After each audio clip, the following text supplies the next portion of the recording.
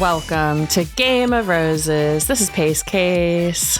This is Love is Blind Clues, and we're about to recap episodes 10 and 11 of Love is Blind Season 9 that just dropped this past week. Best season ever? I would argue the opposite. The exact opposite. Literally the exact opposite. We've had boring seasons. We've had seasons where there's only like 3 couples in the end. We've never quite had a season like this where literally no one on the show is likable. And you're not rooting for any of the relationships to last. Now, before we jump into the recap, I was doing a little research. I was like, am I seeing this correctly? Is this just my own bias? What's the deal here? So I thought we would go to a metric that is kind of undeniable. Instagram follower counts. Season 8, the season that aired just before this one, numerically. Minnesota, which also had some very unlikable characters, has produced some Instagram numbers. I have here for you the top 5. These are everyone on that season who is over 100,000 followers. You have Taylor at 573K. You have Daniel at 269K, Lauren at 232K, Madison's at 180, and Sarah even is at 113. These are just the top 5. So it's the Christmas couples in first? Christmas couple is in first.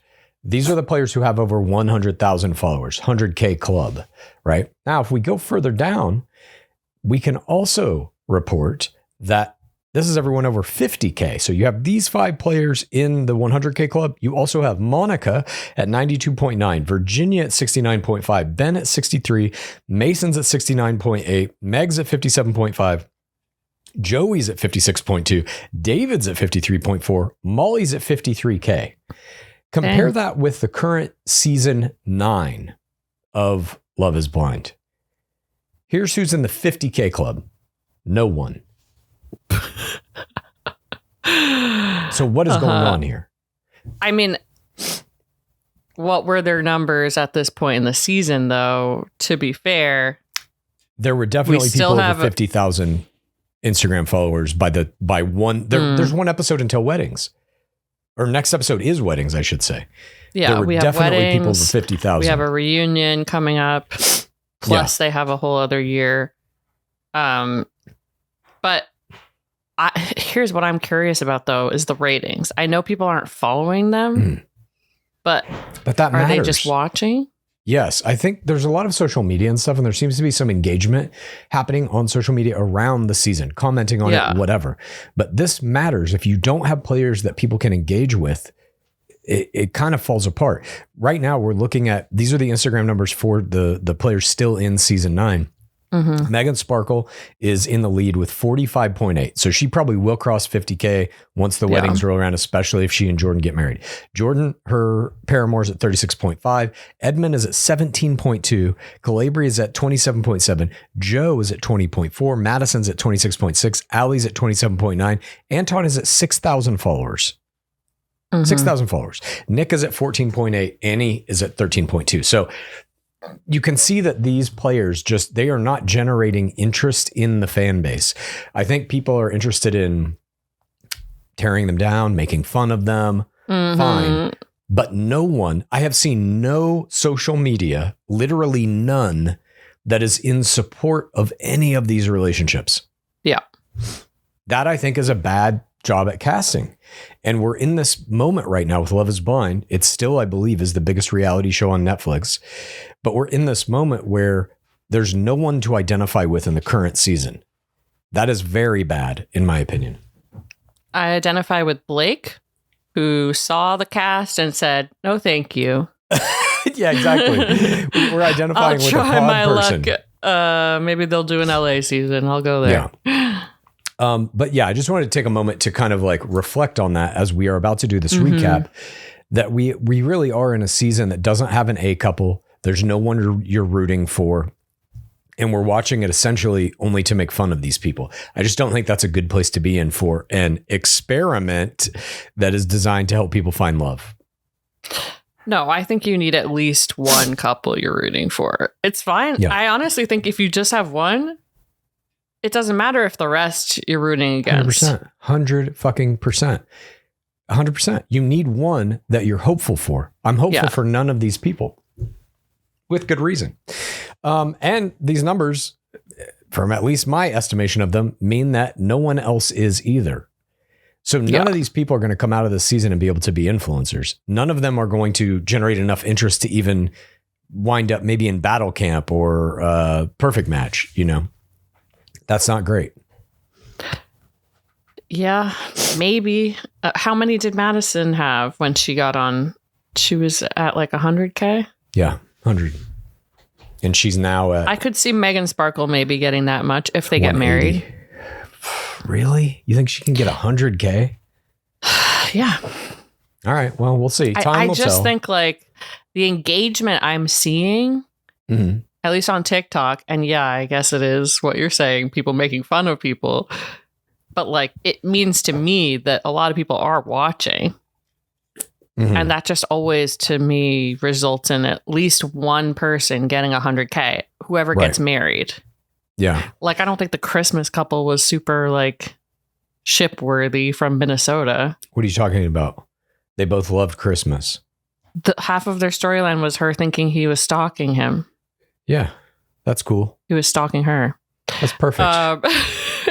That's what you want. But yeah, I am rooting for all of these couples to break up ASAP. Exactly. And we get one of those in this dump. Indeed. Let's begin. Episode 10 Two of them. Starts with Annie and Nick in their apartment post-rodeo group outing. We get some kisses here. Nick is talking about how his conversation with Kate went well. And she thinks that he's holding back on not loving her as much as she wants her to love him. And we get this whole conversation about, do you love me? Yes, I love you. You don't love me as much as I love you. Yes, I love you as much as you love me. And it's yes, I took 5 hours off of work to help you. Yeah. She's like, you never helped me. He's like, I literally did that yesterday. He's like, what more do you want from me? And he says he's trying to show up for her. She says, I'm so happy. We get a double love level 4 here. And he's like, I'm here with you. I'm happy too. Are you sure? Yes. She keeps hammering him about if he's actually happy. And he's like, you're upset. And she goes, I'm not. I love you. And I want to make sure that you love me too. And he's like, I do. If you can't see that, it's concerning. And she's like, I need more. And she says it's dumb how much she loves him. And he's like, I love you too. They pinky promise that they love each other. And she says he's never been there for her. He's confused. He says, I'm here right now. And she keeps fighting him on how much he loves her. And that opens our show. We go to the opening titles. Now, this is just kind of a weird fight that she's seeming to have with him, where she does not believe that he loves her enough or in the same way that she loves him, despite the fact that he keeps saying, yes, I do. What are you talking about? It feels to me like she's trying to pick some kind of a fight to get out of this. It feels to me like she took full advantage of the open bar. That too. And this is kind of a conversation they've been having the whole time. Yeah. And now we will release a Digging Deeper where we talk about this on Monday. But apparently they weren't even dating the whole time in the pods. They like took a break and then he called her back in. Yeah. So I'm like, this, it kind of makes me realize like, oh yeah, she's like concerned about this dynamic the whole time. He does a pretty iconic line here, like, can I just eat my chalupa? Yeah, he just wants to eat great way to get some SpawnCon in there. Go to sleep. Yeah, Taco Bell. Does your fiance think you don't love her as much as she loves you? Try the new chalupa at Taco Bell. Run for the border. Ding. I saw Jordan doing SpawnCon for some sort of smoothie maker. The ninja? Yeah. I saw that too. Because he made his chicken and Crystal Light. Yeah, Crystal Light should get on that. It was a good play. Do you make chicken and Crystal Light smoothies? Here, try our new chicken and Crystal Light. All right, we get titles. Then Anton and Allie are up next. And she says, she asked for a drink. And he's like, we have one more. And he's like, I don't know what you did with them. Jesus, woman. And so it's revealed that he basically drained a 12-pack of beers. And he's like, oh yeah, Patrick came over, my friend, and we had some of the drinks. And she's like, what? You didn't tell me he came over. Was he in our apartment? And he's like, no. I brought the drinks downstairs. Doing some kind of weird made up story about how They polished off a fucking 12-pack together, but not in the apartment, in the lobby of the building or out on the street, maybe. I don't know. This is a wild investigation of Anton's drinking habits. Yeah. She thinks it's concerning. He's like, it's not concerning. And he's like, me having a couple of beers it doesn't mean much. And he's like, it's a normal week. It's a few nights a week. I like to get drunk and watch a movie. And she's like, well, I'm concerned. And he says, I won't drink for a week or two then. I'll show you. There's no problem. Spoken like red somebody flag. who has a problem. Yeah. What a red flag line. I can go a week. Yeah. I can stop anytime I want. I drink for the taste. Just don't look in the closets or my pockets. Yeah, exactly. Or Chris Soul's truck. If you know, you know. And then he tries to attack her defensively and says, is your normal work week not cleaning up after yourself? And Allie, I love this. She triples down on her princess character type. She goes, yes, that is my norm. If you're going to be with me, you're cleaning up all my shit. You're paying for everything. Yeah. Hello. I love that part where she's like, Me yeah, too. correct. I'm not doing any of this shit. Go fuck yourself. Yeah. And she says, you're a grown person. And he's like, I'm not here to tell you what to do. She asks then, is the tequila still in the fridge? And Anton's like, huh? What? Tequila? What's tequila? I don't even, what is that? Is that a person? Who's tequila? Tequila, I hardly knew her. And then he gets up and he checks the fridge as though he doesn't already know that he has had it all. And he's like, oh my God. No, there is no tequila in the fridge. The fridge check is so comical. Yeah. And then she's like, there was half a bottle in there. And he's like, well, I don't know how much was in it. And she's like, I'm concerned. And he's like, Patrick if you drink, it's fine. Took it. Huh? Patrick probably took it. Yeah. I mean, Patrick I brought it down to Patrick in the lobby. And then he accuses her of having more drinks than him, but that's fine. She then goes silent and says, I'm processing. And he says when he proposed, he knew enough about her to make the decision. He's been real and genuine with her, and he wants her to be the same thing with him. And he says he feels that she is his person, but if she doesn't think he's her guy, he will respect her decision. So he's giving her an out here, which in my mind means he already is thinking he's not going to marry her. I see this as never happening. I hope it doesn't happen.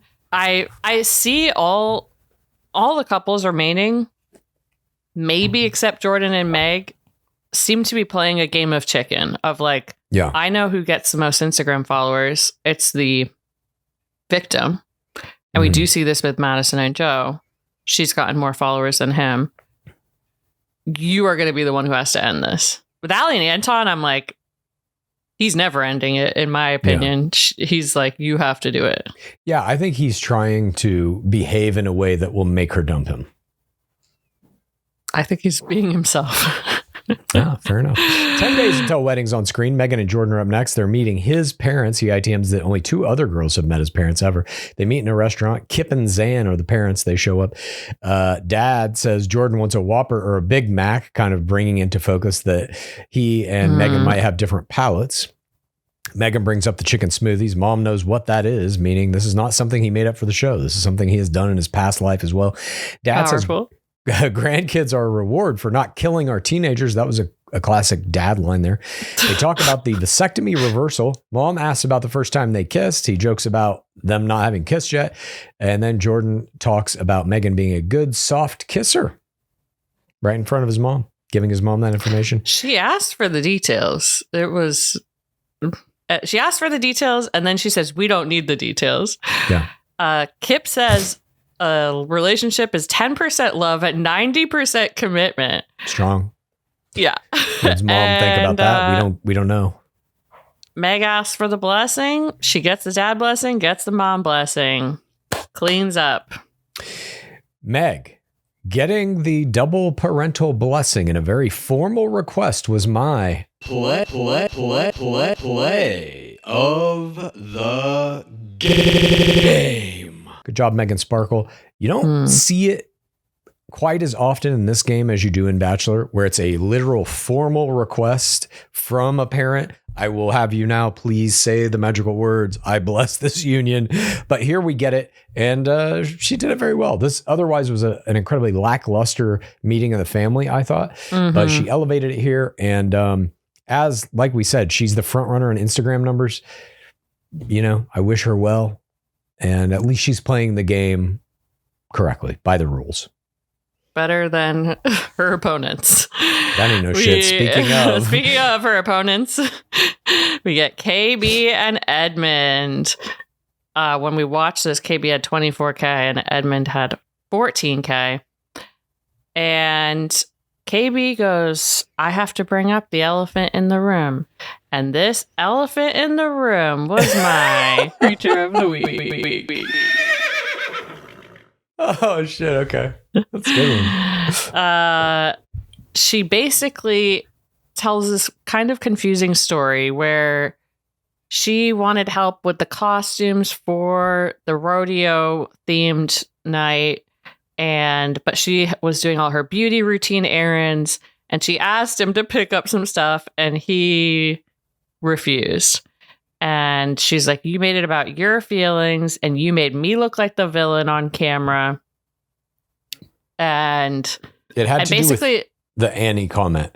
When Annie was talking to Nick saying, you're a perfect guy. And then Edmund is like, oh, I wish somebody would say that about me. And that set her off. They call each other, or she calls him manipulative.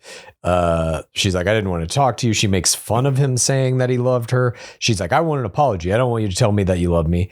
And she just keeps demanding, you have to apologize. You have to apologize. And he's like, no. And he laughs. She gets super mad. And he says he apologizes. He does love her. And they get into this fight about if his apology is a good one or not, basically.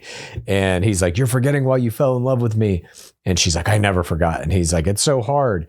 He claims he's locked in. He still loves her. He wants to do this. And she says she loves him too. And she stays because she sees his potential and did fall in love with him. But potential has broken her heart before. She appreciates the apology. And then she talks about shooting the club up. I believe in terms of him impregnating her. I've never heard this term before. It is a wild, I don't know how long they shot this scene for, but to start with, like, don't tell me you love me, to then go, I want you to impregnate me is wild. Every one of their conversations is this. It starts in a big fight and then ends with, we're still in love and going to do this. And they agree at the end that they can and will do this after this giant fight. And this is every scene with them. Giant fight ending with, okay, this is going to be great. I do think this is, again, a game of chicken. Yeah. I think he's not going to end it. I think she will have to end it. Interesting. And I hope she does. Me too. Speaking of couples I hope break up, we next have Madison and Joe. They are about to do the meeting of the family with her family. He says, I have a booger. And she says, I want to get up on you and snuggle. And then we see this meeting of the family. It is her mom, her sister, her brother-in-law. We get a cis glow right off the bat. Mm-hmm. And mom asks about his broken engagement PTC. And he says, I was miserable engaged. I couldn't put the invitations in the mailbox. Another red flag. Mm-hmm. The mom tears and she's like, you wouldn't last minute do this again to my daughter, right? Heartbreak attack. Yeah. He's like, no, I wouldn't wait until we're about to put the wedding invitations in the mailbox. I'll just wait like for a week before the wedding. Tux fittings wouldn't be last minute. They're not sending out invitations to the wedding on this show. So mom basically wants to make sure that there's always going to be somebody there to take care of her daughter through her blindness. Joe's like, I will. Mom produces tears. Sister says relationships take a lot of work. Mom says she's scared to death because she's opened up with you. And mom asks if he's going to last minute her here. And he says no. Madison love level 4's him. He love level 4's her. 9 days until weddings. A fine meeting of the family, if boring. Most of these meetings of the families have been really boring, I feel like. It's just all kind of standard, like, don't fuck over my kid. All right. How's your hamburger? Yeah, he didn't choose now to run away. We then see a quick pop with Megan. She's about to meet the child of Jordan, Luca, and the baby mama. but that will be offline, so we won't get to see it. Good producing. Producers, good job. Psych. Why would you cast someone who is not willing to put their child on camera? I don't understand that. You're making a TV show. So ostensibly, if you put this person in there who has a kid and you want them to fall in love with somebody and get married and bring that person into their family to be a co-parent of that child, that's a huge piece of that relationship story that you're just cool not being able to shoot. Horrible producing. There should be a mask clause. The child has to meet Megan, but they can be wearing a mask. Oh, that's interesting. Full body costume, full body top. Mm-hmm. Little superhero kid.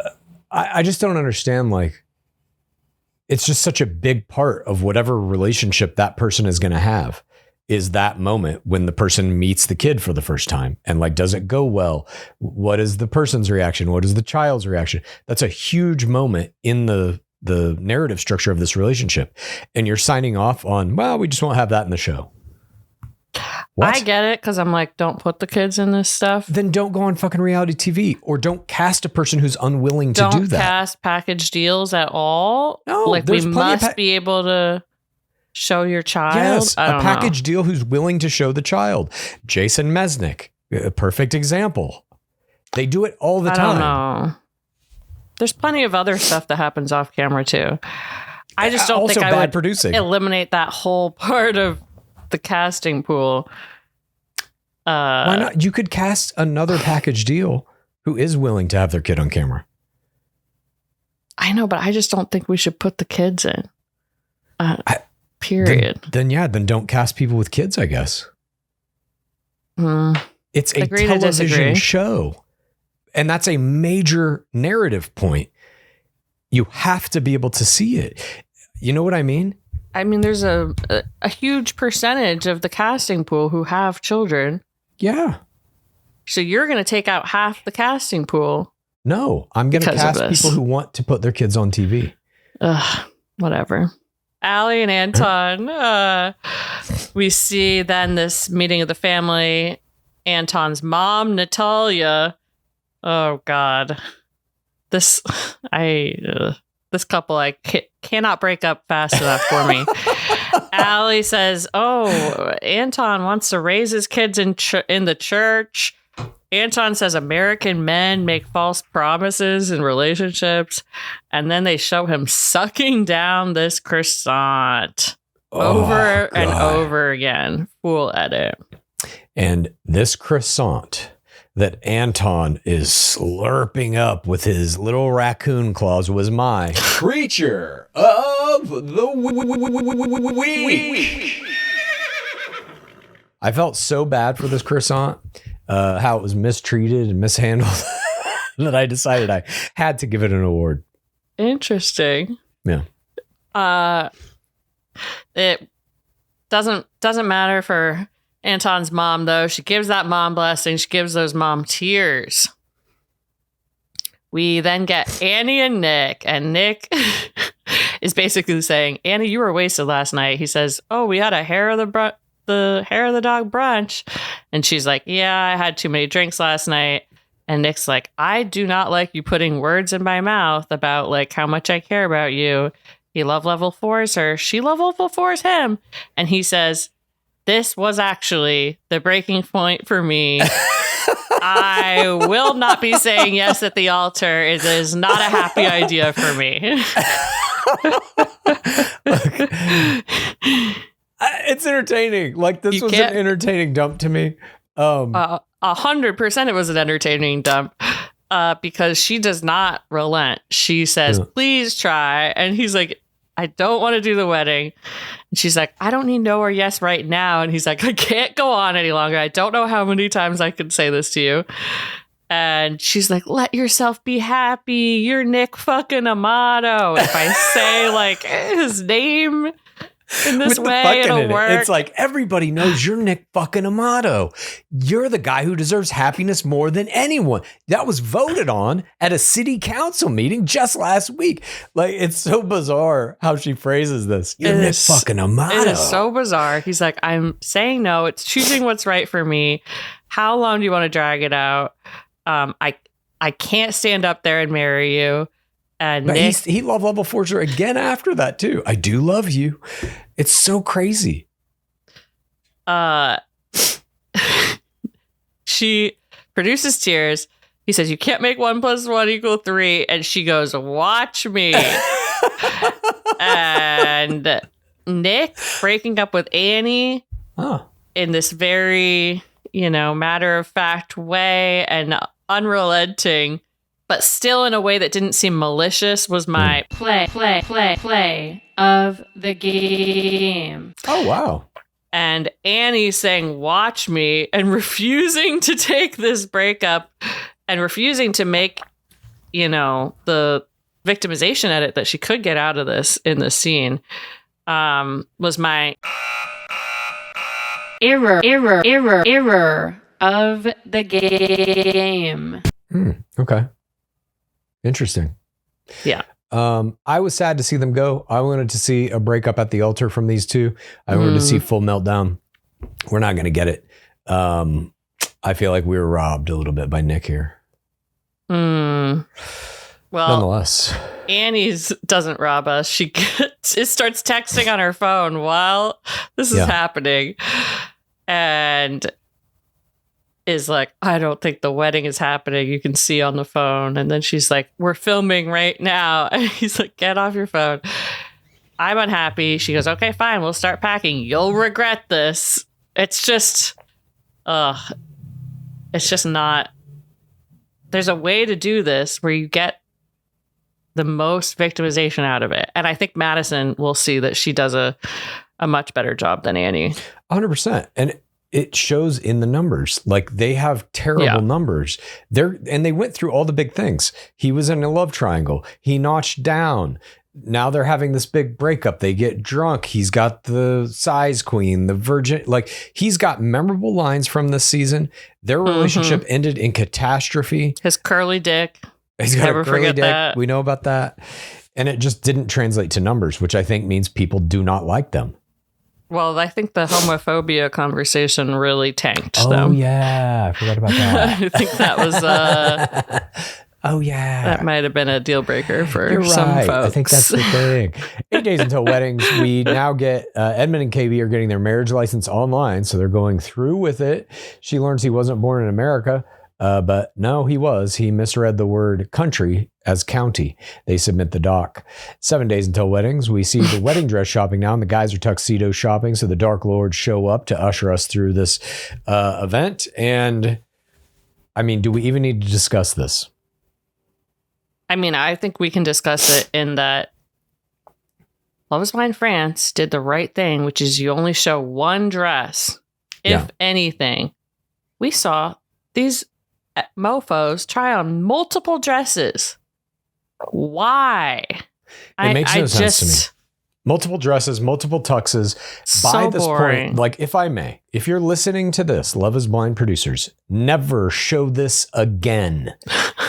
You simply reveal the wedding dress on the wedding day. The first time we see it should be, in my opinion, in full. The first time we see it is when they come around the corner, walking down the aisle. We should see it for the first time when the groom sees it for the first time. You can have little pops of it. Maybe you even have a scene where they're trying on wedding dresses. The parents, the mom crying, whatever. Show me the lace, show me the veil or something like this. Don't let me see them in the wedding dress. It takes away any dramatic reveal potential that you can have on the actual wedding day. And by the way, I know you're going to make us rewatch her putting on the wedding dress and getting her hair and makeup done before the wedding. Then we're going to have to watch her walk out in the wedding. It's just a tonnage issue that kills the end of every season, in my opinion.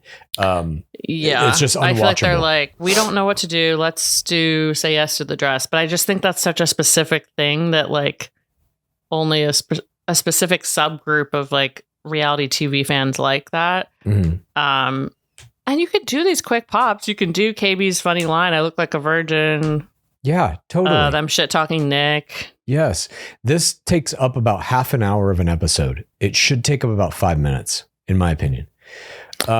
Nonetheless, at the end of this, what does wind up happening, the only thing that matters is Joe puts on his tuxedo and gets scared as shit and runs away, unable to do this. We don't know if he's gone for good. We don't know if this is some kind of momentary, like, oh shit, I can't believe I'm wearing a tuxedo. But he runs away. Episode 11 opens with, yes? And they play Sabrina Carpenter's Man-Child as true. He gets in his truck. I forgot about that. So funny.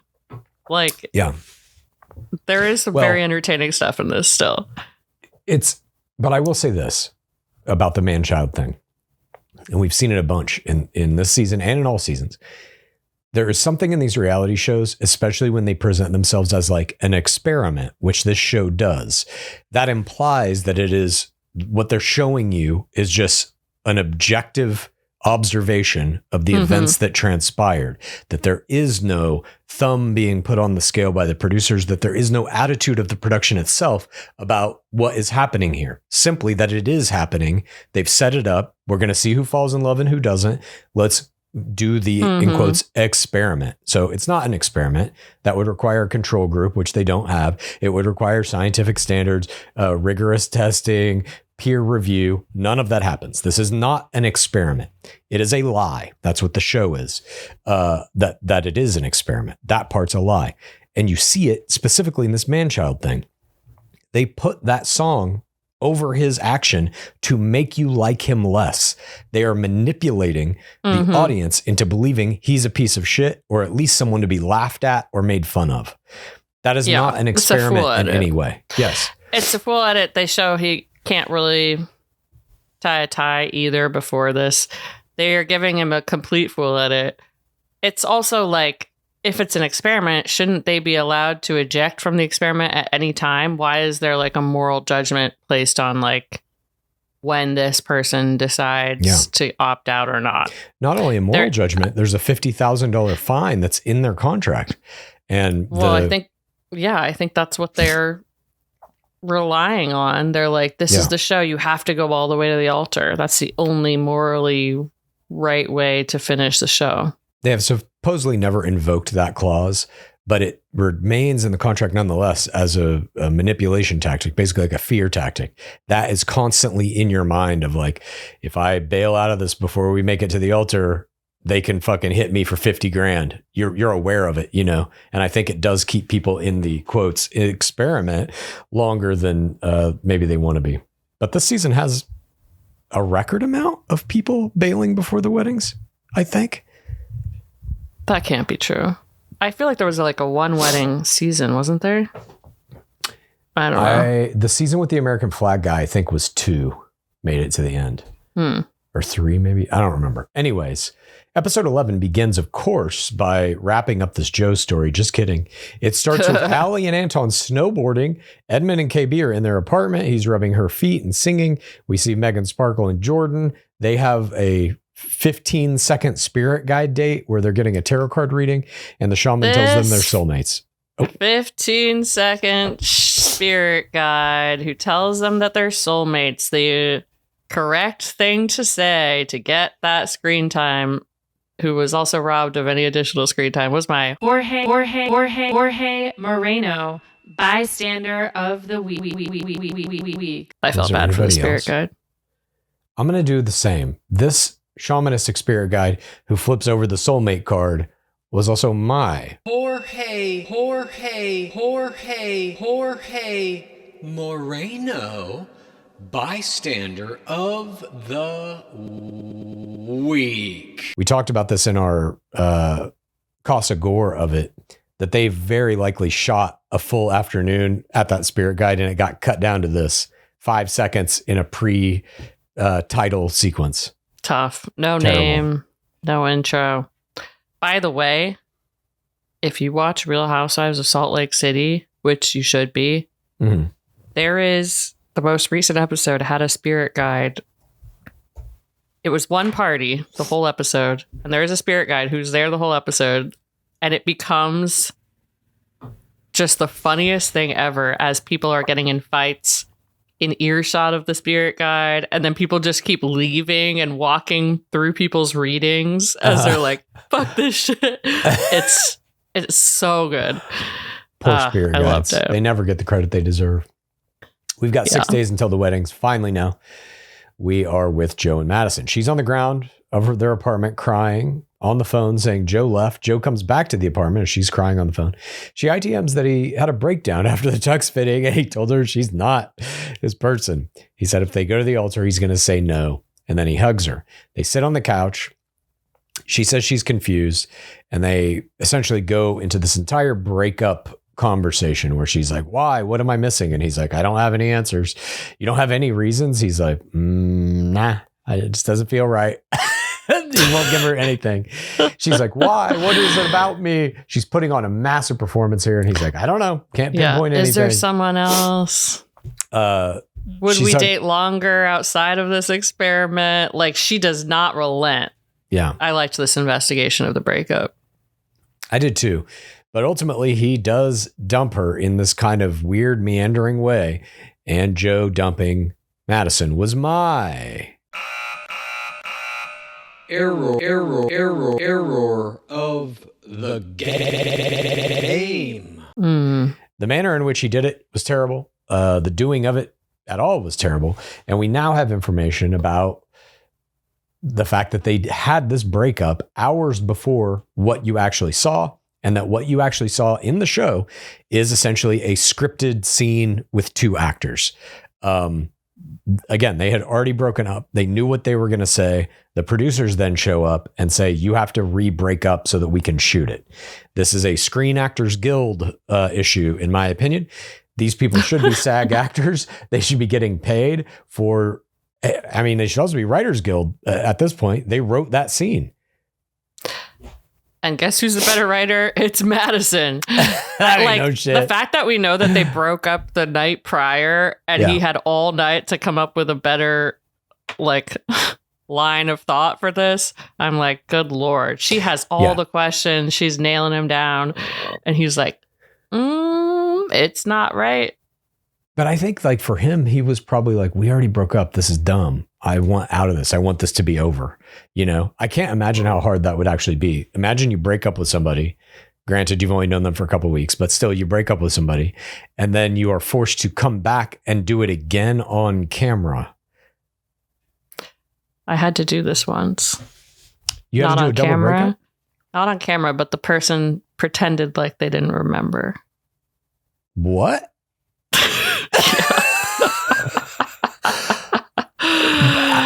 I don't even know where to begin. Like they pretended like they had amnesia or it was like a drug-induced loss of memory.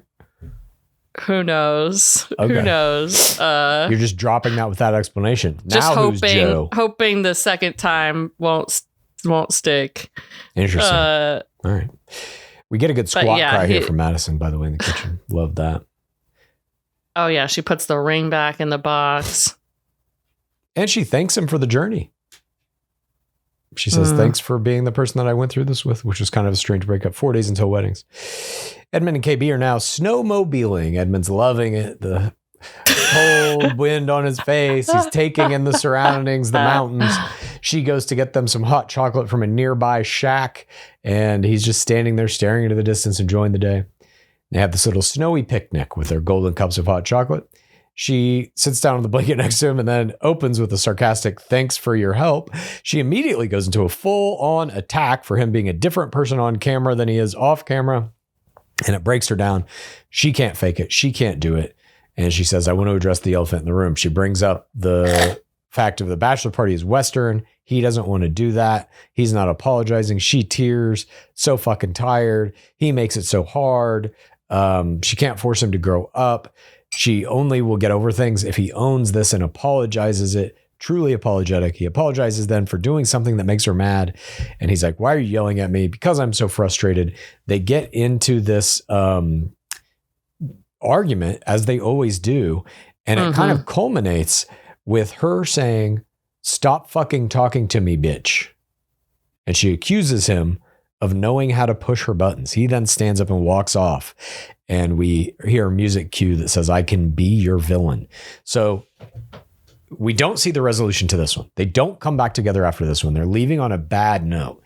And it just seems like every time we see them, they're fighting. Yes. And they were so...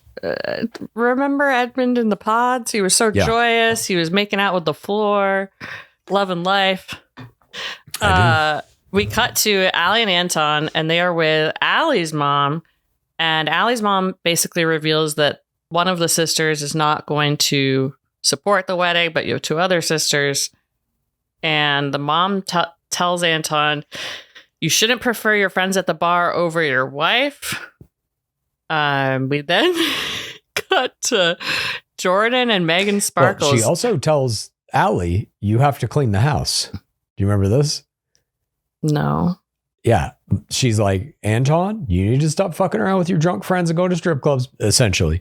And like, as Allie has told her, like, that's what's going on. And she's like, also, Allie, you have to do some dishes and wash the clothes. And Anton's like, see? So she's giving it to them both there, which I did like. We then see Jordan and Megan Sparkles go to Kimosabe, a hat design store, and they light Jordan's hat on fire.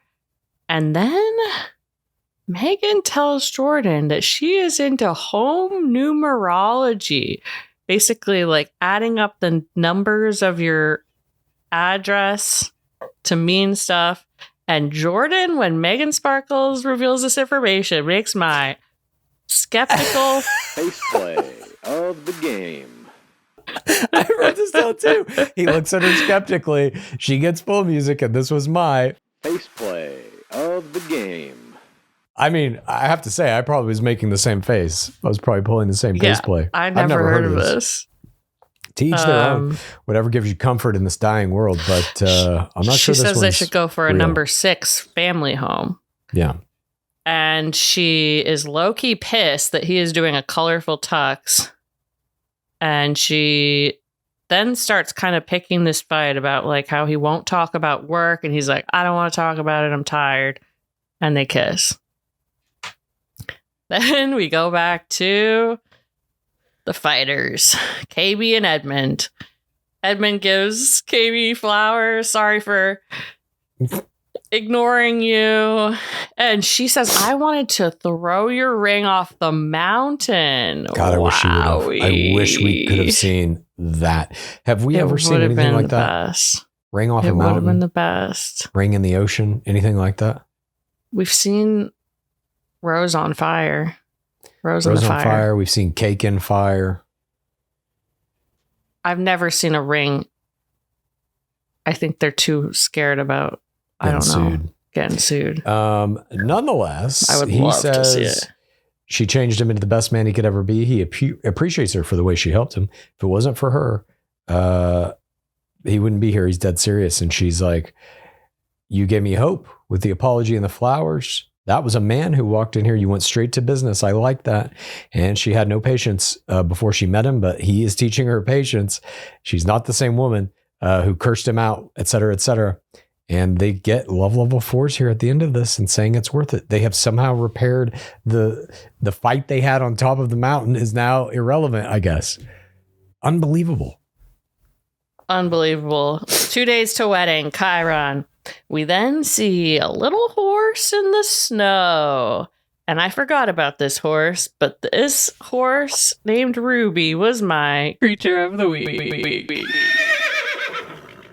It carries Allie and Anton as they go on this ride.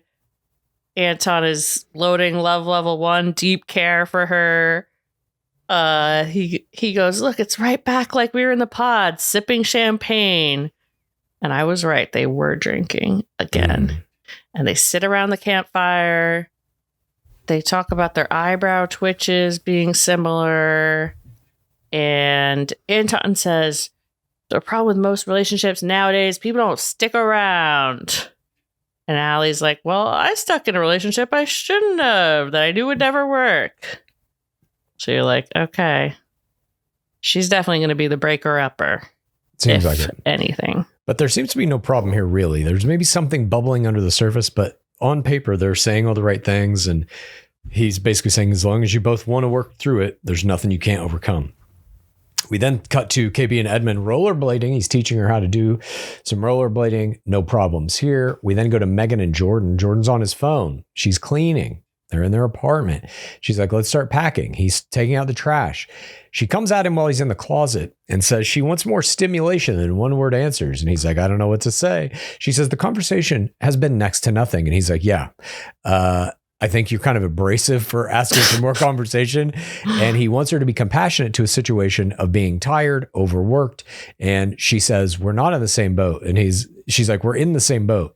And he's like, no, we're not. Your boat is bigger than mine. And she wants to learn about his work. He doesn't want to talk about it. She says he says she's grasping at straws, trying to have this talk with him. And he says sometimes he wants to sit together and watch a movie and not talk. And she's struggling with that because their whole relationship is based on conversation in the pods and jokes. And now that's gone. And he's like, yeah, this isn't the pods. And she keeps kind of trying to come at him by saying she wants more conversations with him, more interactions. He's like, after I come home from work, I've been talking for 10 hours. I don't want to fucking do it. And she's like, well, sometimes I want to go out with my girls and party and go to nice dinners. And he's like, great. I have a kid. When you're a parent, shit slows down. You have to be on board with that. And it kind of becomes this weird lifestyle mismatch conversation that they're having. And it ends with him saying all the other guys were crazy rich business guys that you dated and that didn't work out. That's why you picked me. So he's kind of re-hitting the idea that in this experiment, you're meant to go opposite your normal type. Get out of your comfort zone. Don't date the same way that you have. That's why you're here. And he falls back on that. And that's where that episode ends. Kind of non-fight. I think it's a fake stakes thing. I think so too. Trying to have something to fight about. Although I do think this will be a real problem in their relationship. But in terms of getting to the altar, I don't think it will affect it. Yeah, but that's it. Two kind of like, honestly, lackluster episodes. Not a lot happened, even though a lot did. We had dumps. Two dumps. And I'm just kind of like, whatever. The second episode especially, I was like, nothing burger. Absolutely. And I think the weddings will probably be the same. And this is the same problem I got with this show every season. The last like 2 or 3 episodes are just kind of like, you can condense that to one episode and the show would be a lot better, in my opinion.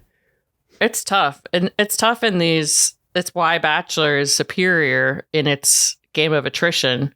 Yeah. Because it gets more exciting towards the end when you're narrowing it down. Totally. This and Love Island both suffer from this problem of what do we do once all the couples are happy or whatever? And or they're not going to break up until the altar. It just kind of fizzles out. But nonetheless, who was your MVP of this smorgasbord of terrible plays? This every week has been so hard to choose this season. I think because of it's kind of clouded because it's clouded by now knowing that Madison and Joe broke up the night before. Yeah. And that they had time to prepare for this breakup conversation and she totally steamrolled him. Madison was my MVP. I think she milked this victimization edit better. Better than Annie with Nick, that's for sure. Yeah, Madison, I think she'll get some followers out of it. Madison was also my MVP for the exact same reason. She was tasked with something that is extremely difficult. Scripting, directing, and acting in an entire scene in which you're the main character. And I thought she did it pretty well. She did it way better than fucking Joe did. That's for sure. Yeah. And again, in this kind of like an entire show of people just making error after error after error, I thought she was the only one who had a little bit of a clean play there in their breakup scene. And like I said, it was a high degree of difficulty to make that believable or good in any way. She did her best. I don't think she did great, but she did better than everybody else and kind of was the central figure of at least that episode. So hats off to you, Madison. We hope that you had a 4 TRR meeting of the family. Yeah. You know. Yeah. So next week we will have the finale? Yeah, we're going to have the finale and probably a top 10 takeaways type thing too. Cause the finale is that's not going to fill an hour's worth of commentary. I don't think we're going to see maybe 1 marriage and 2 breakups at the altar. We don't have any word on a reunion date. Let me see if I can find that quickly. October 29th. So there will be an episode next week, and then the reunion, I think, is the following week, right? Okay. So maybe it's like I kind of want to do the takeaways episode after the reunion, but we will figure it out. There will be an episode. Yeah. Thank you for joining us. Join us on Patreon to watch all of these episodes with us. Kazagor, see all of our face plays in response to the face plays about home numerology, etc., that are in the show.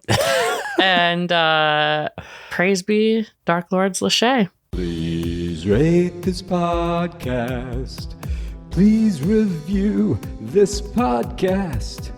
Please get a friend to listen to us, and then please rate this podcast. Please review this podcast.